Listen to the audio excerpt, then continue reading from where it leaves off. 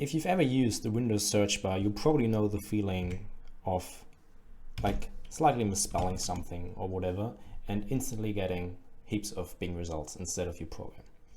What you can do to change that in less than a minute is press Windows key R, type in REGEDIT, press enter, then you have to confirm with your Windows account, and then you navigate through current user, software, go all the way down to policies, Microsoft and Windows.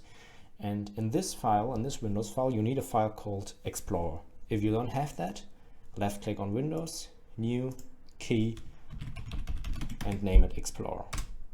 If you've created this, or if you already had this file, just double click on it.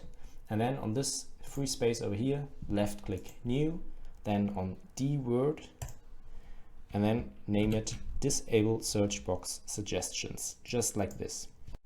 When you're done with that, double click on it, set the data value to 1 and press OK. As soon as you've logged out or restarted your PC, you should be fine and you won't get any Bing results in your Windows search. Disadvantage is you won't get any suggestions by Windows at all.